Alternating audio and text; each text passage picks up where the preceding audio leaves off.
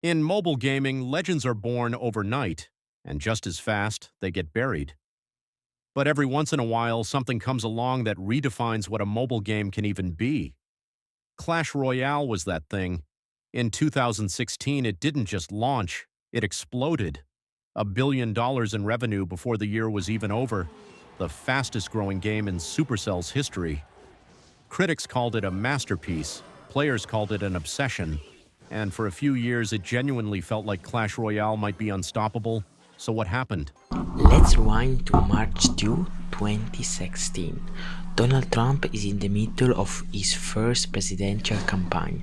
Pokemon Go hasn't happened yet, and Supercell, fresh off the monster success of Clash of Clans, drops something nobody saw coming.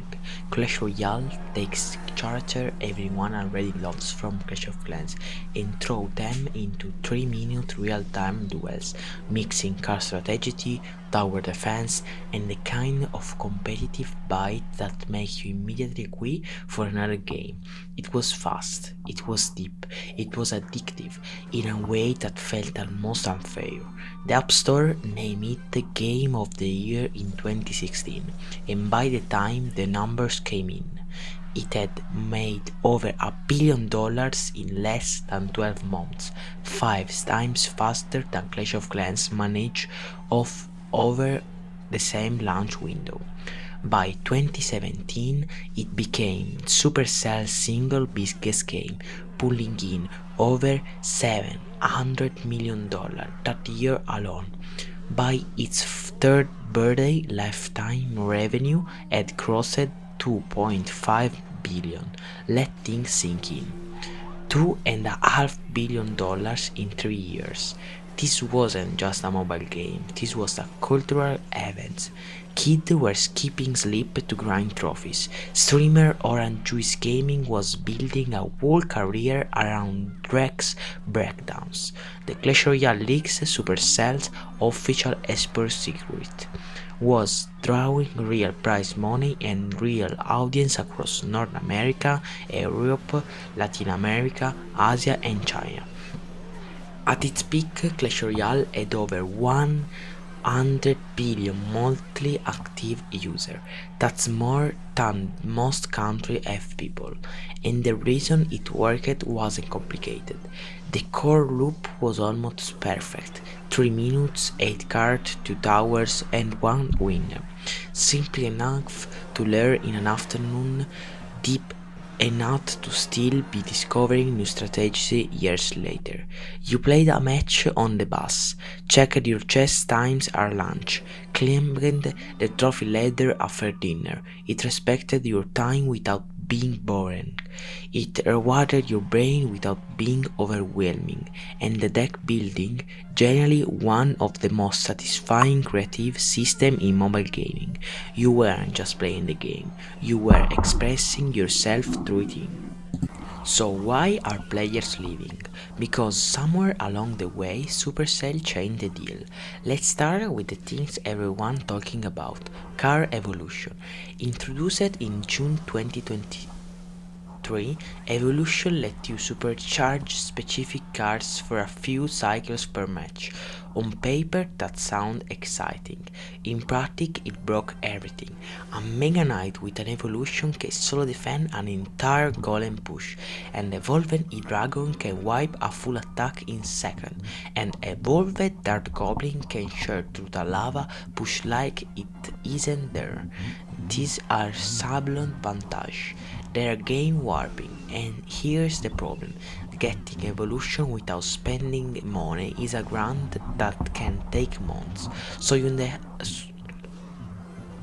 end up in a situation where the same interaction plays out over and over. You build a solid push, play it smart, and then watch it get deleted by a single evolved card that costs your opponent real money to unlock. That's not losing a better player, that's losing a bitter wallet. The community saw it immediately. Player surveys, Reddit threads, review boards, all saying the same things. The skill ceiling didn't go up with evolution, it went down. Players stopped optimizing their deck around counters and matchup. They started optimizing around which broken card they could afford to evolve. The metagame narrowed, the fun disappear, and that's before you even get to the tower troops added in the year 2024, which threw yet another paywall locked variable into every single match. Having fun, and then you get matched against someone with level 14 cards, maxed evolution, and tower troops you were never have seen before. You don't get outplayed, you get deleted, and the loss doesn't feel like a lesson. It feels like the game is telling you that you don't belong here unless you pay.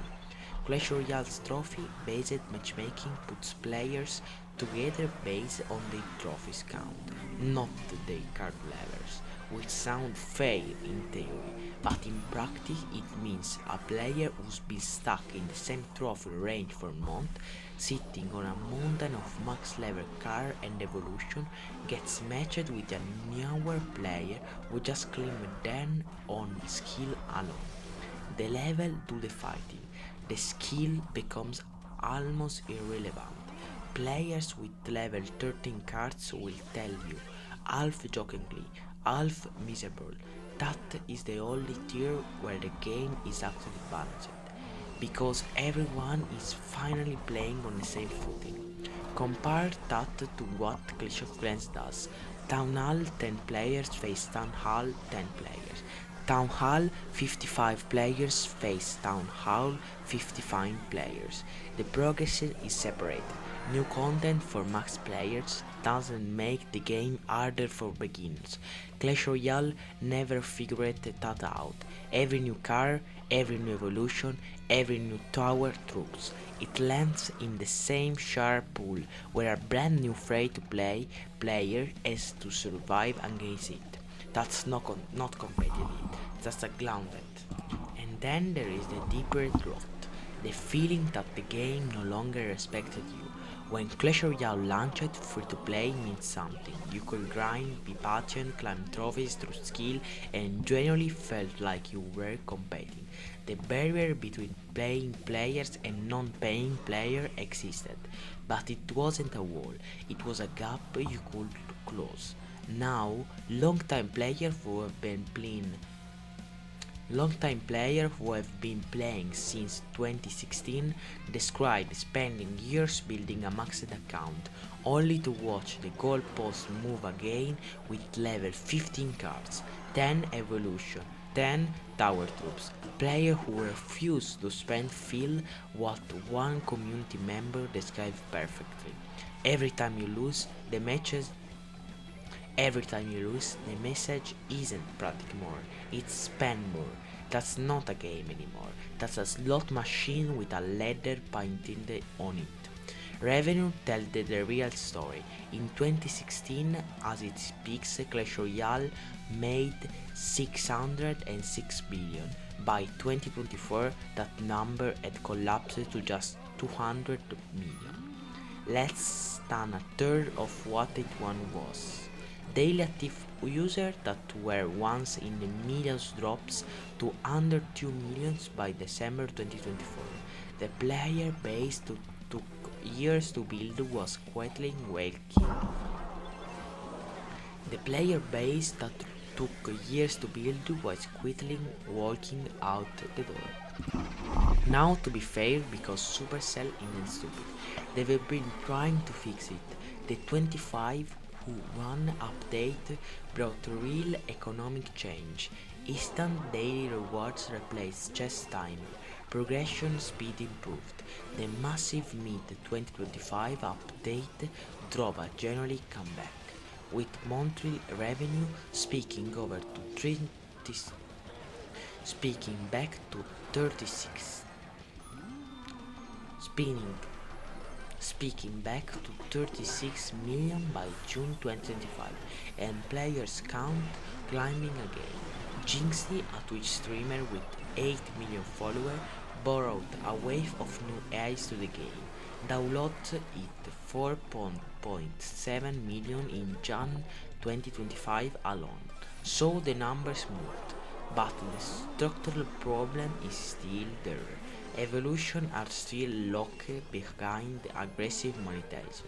Matchmaking is still trophy based. Free-to-play players are still being dropped into lobbies against opponents who outgear them by 3 car levels. You can freshen up the economy, but if every new player's first 20 ranked match feel like being sent to a fight with a pocket knife against someone carrying a rocket launcher, they are not stable.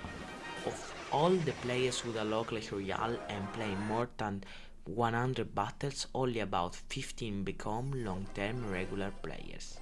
That number should terrify Supercell. So can Clash Royale fix this? Here's the honest answer. The bones are still good. The core gameplay, 3 minutes, 8 cards, real-time decision-making, the satisfaction of reading your opponent and playing the perfect counter, that part is still genuinely brilliant. There are players who've been here since 2016 and still feel the spark when a match goes to sudden death. The esports scene still exists. The streaming community is still alive. The competitive infrastructure is real. But a game doesn't just need a great core, it needs to feel fair. It needs new players to believe they can get there. It needs veterans to feel like their time investment means something. Right now, Clash Royale is asking people to trust it at the exact moment it's given them the most reasons not to. The players who are still here, they're not here because the system is working. They're here in spite of it. The irony is brutal. Clash Royale invented so much of what makes modern mobile games great. The live service model, the seasonal content wheel, the competitive ranked structure. It showed the whole industry what a mobile game could be. And now it's losing players to games that learned from it. Games that took those blueprints and built something more balanced on top of them. That's not legacy. That's a cautionary tale still in progress. Because here's what's at stake. It's not just numbers on a chart. There are players who spent years building their decks, learning matchups, grinding their way to top ladder, making friends in clans they've been in since 2018. That community is real. Those relationships are real. And every week that the matchmaking stays broken, every evolution that gets dropped behind another paywall, every new player who hits a wall of maxed cards in their first ranked session and uninstalls, that community shrinks a little more. Clash Royale doesn't have to die. It's still one of the smartest competitive concepts in mobile gaming. But smart design isn't enough if the systems around it are driving people away. Supercell has the data. They know what's happening. The question isn't whether they can see the problem. The question is whether they'll fix it before the players who are still clinging on finally let go. Drop a comment below. Are you still playing? And if you quit, tell me exactly when. Let's show Supercell the moment they lost you